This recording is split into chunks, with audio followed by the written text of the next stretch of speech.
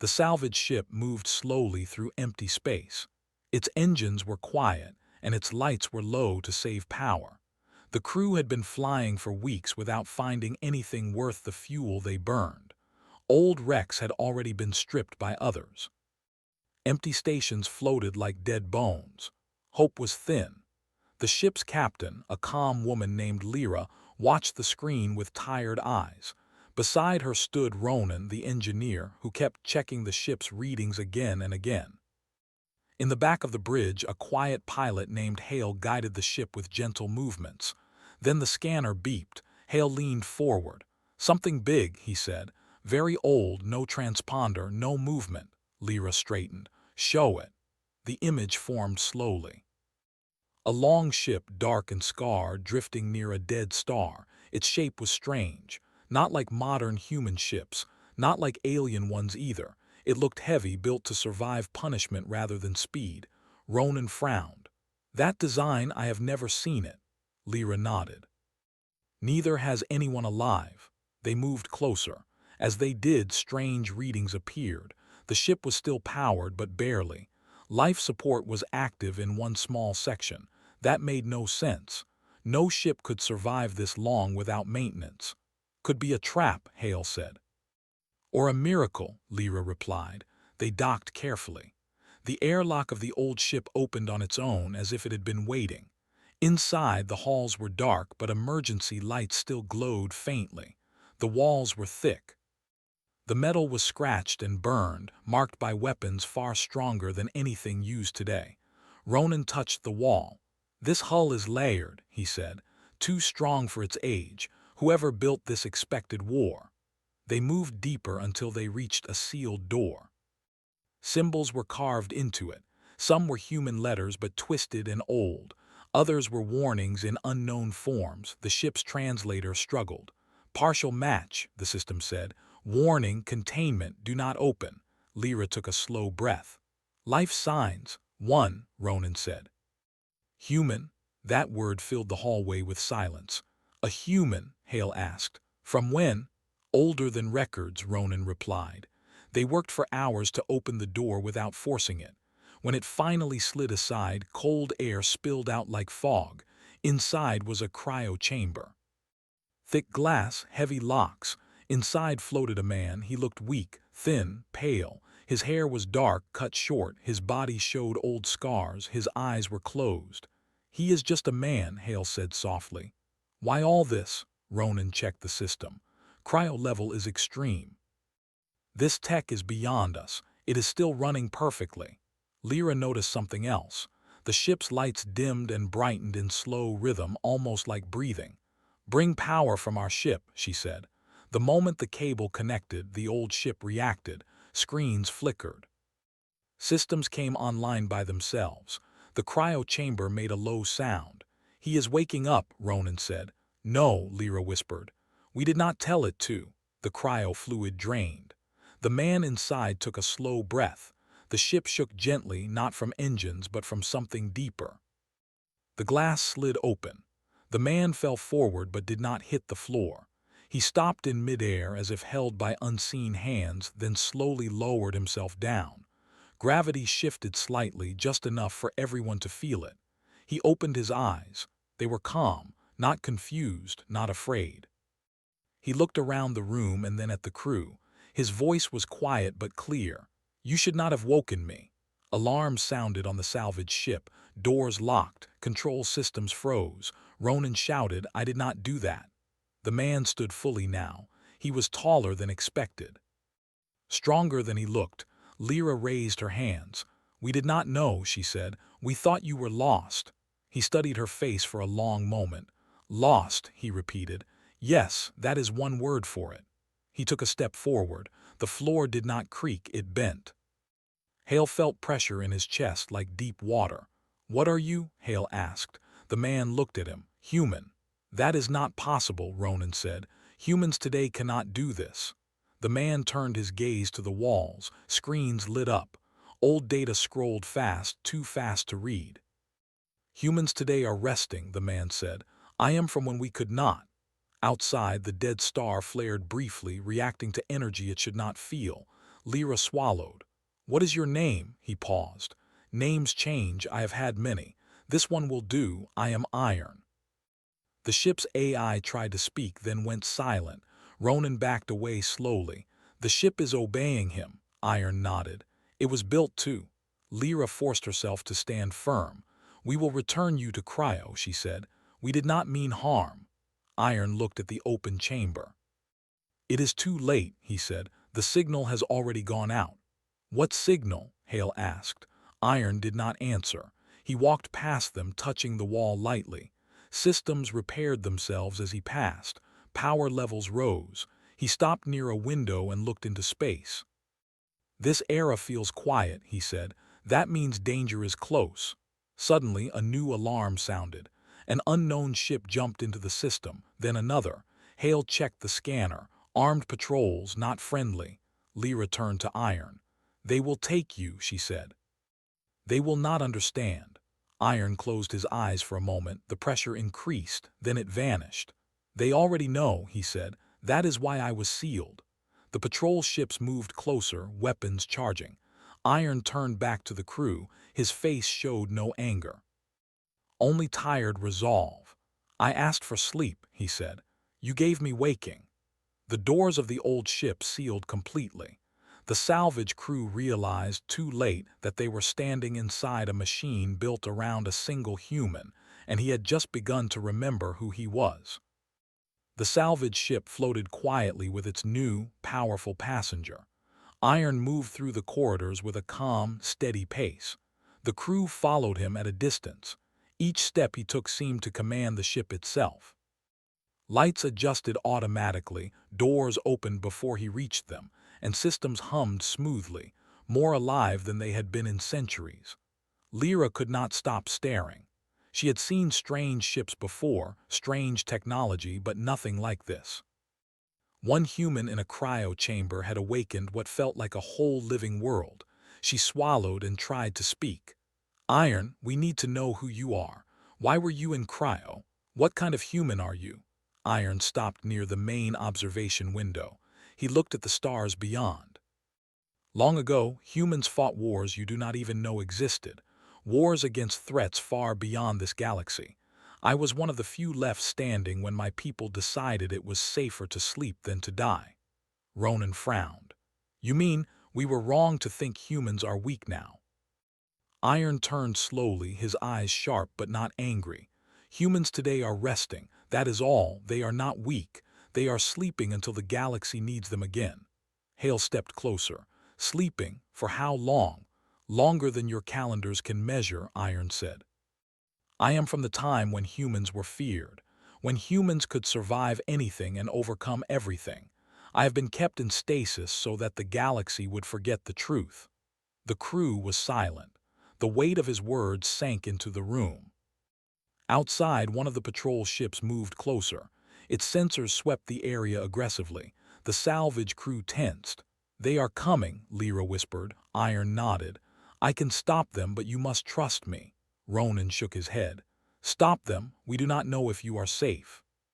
You could be dangerous." Iron lifted his hand slightly. Machines on the ship responded. The lights dimmed and brightened, screens updated, the airlock doors sealed, and communication systems across the salvage ship hummed. Nothing violent happened, but the crew felt pressure, like the ship itself was alive and obedient to him. "I do not wish harm," Iron said, "but those who wake the past without understanding will regret it." The patrol ship fired warning signals. A loud pulse rang through the salvage ship. Systems flickered. The crew ran to stabilize controls. Lyra shouted, "They are trying to board us." Iron did not move.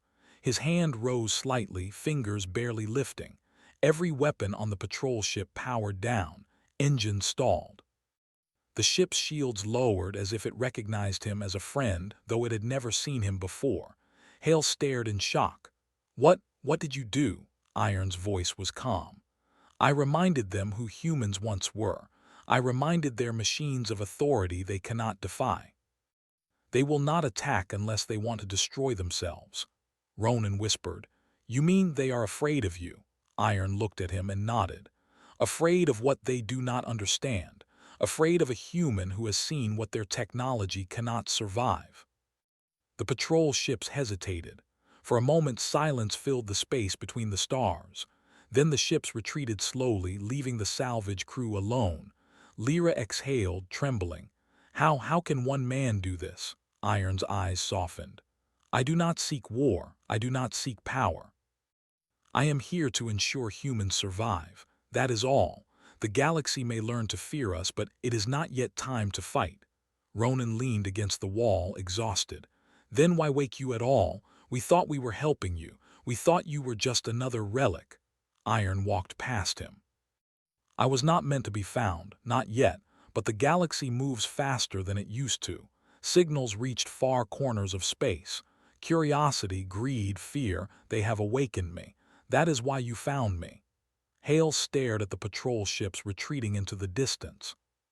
So they will come back. Yes, Iron said. And next time they will not wait for warnings. They will attack. They will not understand the power humans once held. I have been sleeping so that they forget, and you have reminded them. Lyra shook her head, feeling the weight of responsibility. We only wanted to salvage a ship. We never thought we would release a weapon or a living history. Iron did not respond at first. He went to the ship's main controls. With a single motion, he brought up star maps, ancient routes, hidden fleets, and signals the crew had never seen. This is the galaxy humans once watched over, he said. Most of you cannot see it because your eyes are blind to what we built. Humans were not weak. We were guardians. Ronan's jaw tightened. Guardians? Yes, Iron said. We did not conquer, we survived, we prevented chaos. That is why I was sealed. The galaxy must believe humans are gone, but we are not gone. I am not gone. A warning light flashed. Another ship had jumped in nearby. Weapons powered up immediately. This time the ships were closer and more prepared. Hale shouted, "We can't run, they'll catch us." Iron turned to them. "You do not need to run, stay calm, they cannot harm you." The crew watched in awe as Iron extended his hand slightly. Without moving further, the patrol ships froze. Weapons powered down. Engines halted. The entire formation quivered as if it were a living creature obeying him. Lyra's voice was small. How do you do this?" Iron's gaze was distant. Humans of my time mastered survival and control. We did not need to fight to win. Machines, ships, weapons, they respond to us because we shape them. I am all that remains awake for now. The patrol ships blinked off their sensors. Then, one by one, they jumped away. The salvage ship's alarm system went silent. The pressure in the corridors lifted. The crew stood, trembling, realizing that one human had just stopped an entire fleet without firing a shot. They were safe, but they knew this was only the beginning. Lyra finally spoke. "Iron, we can help you. We can protect you until you rest again." Iron shook his head. "Rest is not yet possible. The galaxy will continue to move. Those who know of me will come. You have seen only the beginning. Humans are sleeping, yes, but they will awaken when the galaxy needs them. You and your ship have delayed events you do not understand, but you have not yet begun to see what is coming." Ronan whispered, "We only wanted a salvage." "We did not want this." Iron smiled faintly. "And yet your choice has consequences. You woke me. You reminded the galaxy that humans are not gone. That signal will spread, and soon more will seek answers." The salvage crew huddled together. They had released something far beyond their understanding. A man from the past, a human far too powerful for the present. They had hoped to find relics. Instead, they had found a living legend. Iron walked back toward the observation window. He watched the stars silently. "Do not fear me," he said softly. "Fear what happens when humans are forced to remember their strength. That is coming, soon." The patrol ships were gone, but the galaxy had shifted. Unknown forces were now aware of a human awake, a human whose power could bend fleets without battle. The crew knew they could not hide him. They could only follow, hoping to survive long enough to understand what they had unleashed. The silence returned to the ship, but it was not peaceful. It was the quiet before something larger, something inevitable. Iron's presence had changed everything, and the crew felt the weight of history pressing down on them. The stars seemed colder, emptier, yet more alive. Something watched, something waited, and Iron watched too, knowing that his first moment awake had already started a chain of events that no one could stop. The salvage crew had returned to their routine, but nothing felt normal anymore. Iron's presence had changed the ship, and even their breathing seemed heavier in the quiet corridors. Lyra walked slowly, glancing at every system, every display. She felt eyes on them even when they were alone. The galaxy had learned of Iron, and they were not patient. Ronan worked at the engineering deck, trying to understand what had happened when the patrol ships arrived. Every panel he touched seemed to hum with Iron's influence. Machines that had been dead for centuries now responded as if alive. Ronan felt both fear and awe. "I can't explain this," he whispered to himself. "It's like he talks to them without words." Hale hovered near the observation window. He stared at the stars, but the stars seemed darker than usual, as if hiding something. "They'll come back," he said quietly. "I can feel it." Iron appeared beside them, silent and calm. His eyes swept across the starfield. "They will," he said. "And next time they will not hesitate. You must be prepared, but fear will not help you, only understanding." Lyra stepped closer. "Understanding what? How to hide you. How to survive. We barely managed the first encounter." Iron's gaze shifted toward her. "Survival is not about hiding. Survival is about awareness. Humans of my era could survive because we knew the universe is always watching. We are never alone, and yet we act as if we are. That is how we became powerful." Ronan shook his head. "I thought humans were fragile now. You said that yourself. You are one of a kind." Iron's expression did not change.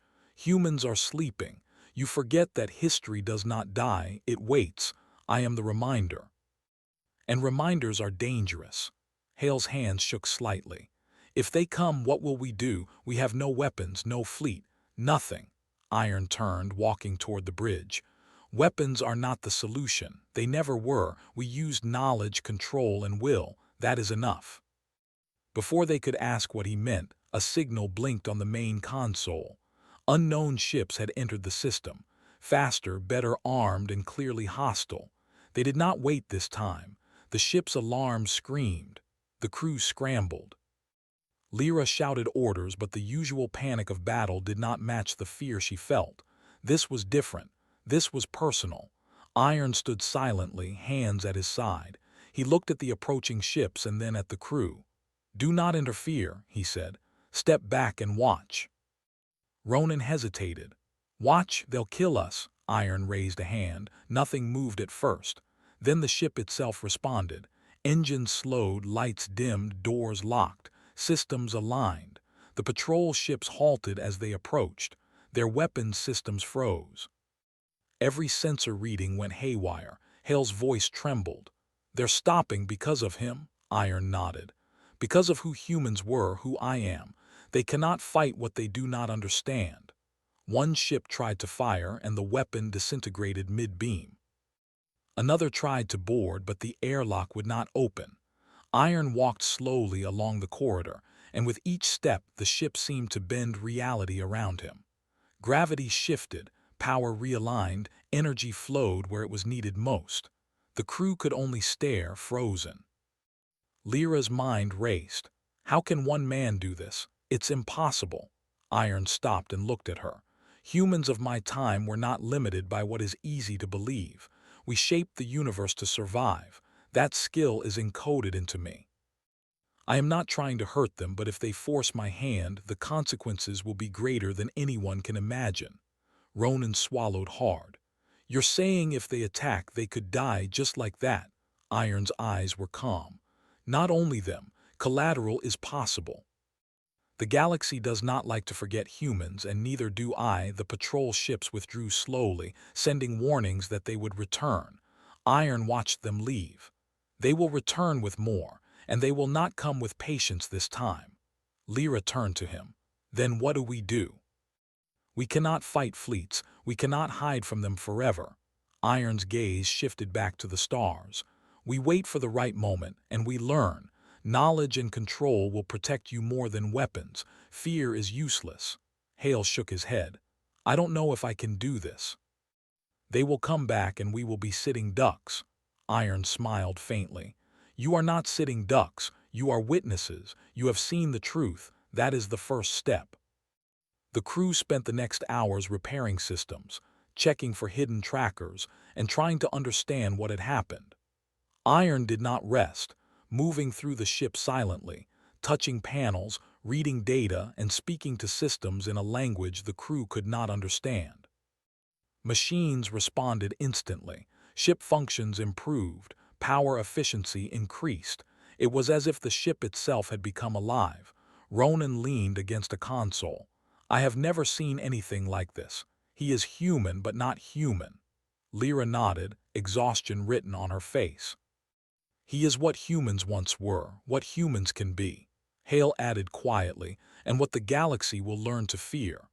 As the night passed, the crew realized something important. They could not contain Iron. They could not hide him. They could only follow, hope for survival, and learn from him. He was not just a person. He was a living memory of a human era that had been forgotten. Iron finally spoke, his voice calm but full of weight. You have seen only the beginning. You have glimpsed what humans are capable of.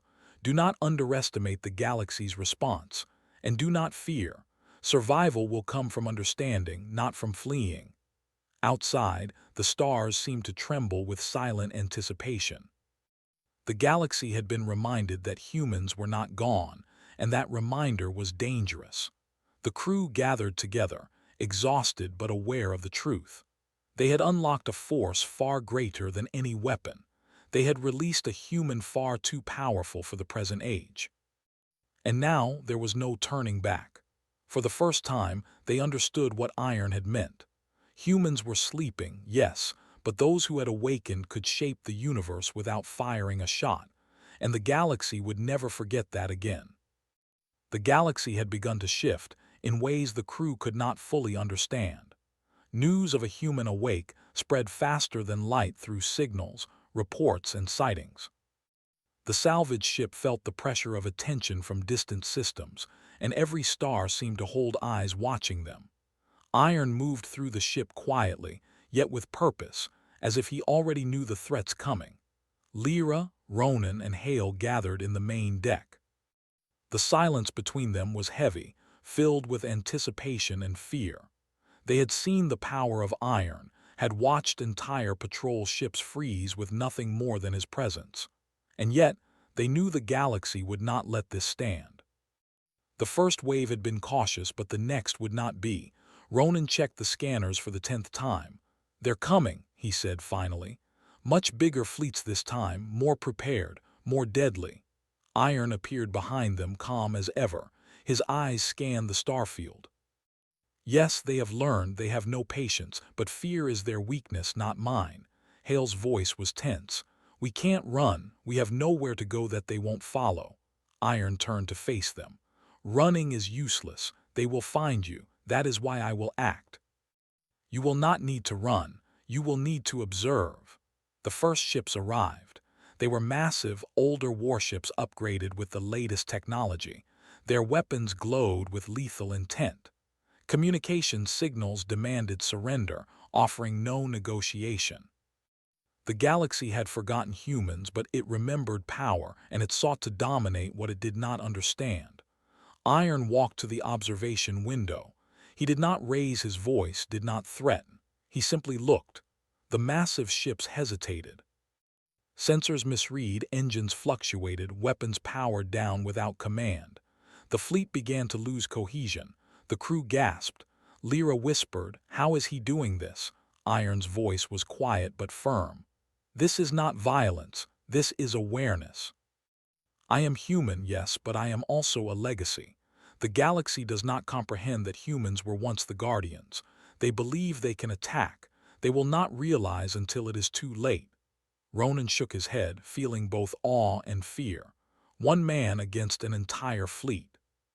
How can it be fair? Iron smiled faintly. Fairness has nothing to do with survival, understanding does. Humans of my time did not seek fair fights. We sought outcomes. This fleet will not harm us, but they must understand their place. The first wave of ships froze in mid-space. Their weapons became inert. Engines hummed as if hesitant. Signals from the fleet's command became erratic. Iron's presence radiated control, yet he did not strike. He simply stood and let the galaxy respond to him. Hale muttered, "It's like the universe itself is bending to him." Iron did not reply. He was watching, sensing, and shaping the balance. The crew realized that he was not just powerful. He was a living memory of humanity's greatest era, a force the galaxy had once feared. Ronan spoke quietly. "If they do not obey, will you have to fight?" Iron looked at him calmly. "I do not wish to fight, but consequences are unavoidable if threats persist. Humanity shaped the universe to survive, not to conquer, but survival demands action when provoked." More ships arrived. The salvage ship trembled as energy fields built around them. This time the fleets were determined. They fired weapons simultaneously, expecting destruction. But Iron raised a single hand and the beams froze mid-flight. The weapons cooled. The projectiles disintegrated silently. The fleet commander sent a desperate message. They demanded compliance. They threatened annihilation. Yet the ships could not move, as if some invisible hand held them in place. Lyra could not contain her fear. "You can control them." All of them. Iron's gaze was distant. Not control, awareness. Machines, weapons, fleets. They respond to intent, to history, to presence. I am the last awake of my kind. They cannot fight what they cannot understand. They fear me, but they will learn to fear themselves when they challenge humans. Hale swallowed. So what happens now? Iron looked at the vast fleet, all frozen in space. Now they must decide whether to retreat or force consequences. I will give them choice. But patience is thin. Their next move will shape the galaxy's memory of humans. Time stretched. The frozen fleets hovered, trapped by Iron's silent command. Outside, stars seemed to shine differently, reflecting the tension. Every system that observed from afar would record this event. Every fleet captain would remember that humans were not extinct. Finally, the fleet began to withdraw slowly, with hesitation. They had learned a lesson without a shot fired. The galaxy had witnessed that one human could bend fleets with calm intent, and the rumor of this act would spread faster than any fleet could chase. The crew exhaled as the immediate threat passed. They turned to Iron, awed and shaken. "You didn't even fire a shot," Lyra said. Iron's expression was steady. "Force is the last option. Knowledge and presence are the first. The galaxy has been reminded. Humans are not gone. This is enough for now." Ronan spoke quietly. "But they will come again, with more ships, more weapons. And next time they may not hesitate." Iron nodded. "I know. That is why preparation is necessary. Humans once survived extinction events, cosmic threats, and wars that spanned galaxies. I am awake to ensure that lesson is remembered. You have seen the beginning. The next encounter will not be a test. It will be a challenge." Hale's voice trembled. "And we are stuck here, watching, hoping we survive." Iron turned toward them, eyes calm. "You will survive if you remember what is important: obedience, understanding, observation. Humans are more than muscle or weapons. We shape outcomes because we think beyond the moment. That is the strength of the past. That is why the galaxy fears me. Not because I wish to destroy, because I remember what humans can do." The salvage crew gathered silently. They had released a force the galaxy had not seen for centuries. They had witnessed a human far too powerful for the present age. And yet, they understood in their bones that this was only the beginning. Outside, the fleets had left, but the galaxy was no longer the same. Messages would spread. Signals would travel. Fear, curiosity, and ambition would converge, seeking to challenge a human awake. And Iron would be waiting, not with anger, but with the calm authority of someone who had shaped the universe before, and would do so again if necessary. The crew knew they could not hide him. They could only follow and learn. They were witnesses to history, living among the last memory of a human era that had been forgotten. And every second that passed reminded them that the galaxy's attention was no longer theirs alone. Something far larger was moving, and Iron was at the center of it. The galaxy had become aware of Iron, the human awakened from a long sleep. Everywhere the crew traveled, signals, fleets, and patrols moved to track them. Lyra, Ronan, and Hale felt the weight of being part of history. They had released something far too powerful for the present age, and every star seemed to hum with unseen attention. The salvage ship moved cautiously, but with Iron aboard, there was no need to hide. The man's presence shaped the ship itself, making it faster, stronger, and almost alive. Systems responded instantly to his thoughts. Doors opened before he reached them. Lights adjusted with his mood. Even the engines flowed like water beneath his command. Ronan could not help but marvel. He is human, yes, but this is beyond anything I could imagine. Iron walked calmly to the observation deck, looking at the stars. The galaxy believes humans are weak. That belief has lasted long enough. It is time for the galaxy to remember, Lyra approached. Do you mean fight? We've seen fleets hesitate because of you, but what happens when they do not? Iron's eyes scanned the distant ships, advancing from multiple systems. Then consequences will follow. I do not seek war. I seek balance. Humans once preserved peace by being the strength others could not ignore. That has not changed. Hale's voice trembled. We're just witnesses, aren't we, watching you decide the fate of fleets? Iron nodded. Yes, and learning is as important as survival. Humans acted wisely by thinking beyond the immediate moment. I will act if forced. Otherwise, the galaxy learns from its own caution. The first wave of hostile fleets approached, weapons charged, engines humming. Communication signals demanded surrender. The crew held their breath. Outside, the void seemed heavier. Iron raised his hand, not a gesture of violence but of presence. Ships halted, engines stopped. Weapons froze mid-charge. Command signals went haywire. Entire fleets lost coordination without a single shot fired. The galaxy paused, realizing a human had awakened. Lyra could not stop staring. How does he do this? Iron's voice was calm. Humans shape the galaxy by intent. Machines, weapons, fleets respond to awareness. This is not magic, it is understanding. Humans once controlled without violence because we saw beyond the moment. This is what humans remember. This is why fleets obey before combat. Ronan whispered, "One man against so many ships, how is this fair?" Iron's gaze was steady. Fairness is irrelevant. Survival requires perspective. Humans of my era survived extinction events, cosmic threats, and wars spanning galaxies. That knowledge is encoded into me. I am awake now to remind the galaxy. The fleets attempted to fire again. Beams disintegrated mid-flight. Missiles fell inert. Even boarding protocols failed. The galaxy had underestimated one human, and it paid attention now. The crew realized the truth. They had released a living memory of humanity's greatest era. Iron was a force, but not a weapon by choice. He was the last awake of a people who had mastered survival through knowledge, control, and foresight. The galaxy had not forgotten, and now it feared. Iron looked at the distant fleets. This is a warning, not an attack. Humans are not extinct. We exist, even if asleep. Those who challenge us will learn the same lesson. The fleets began to retreat, slow and cautious.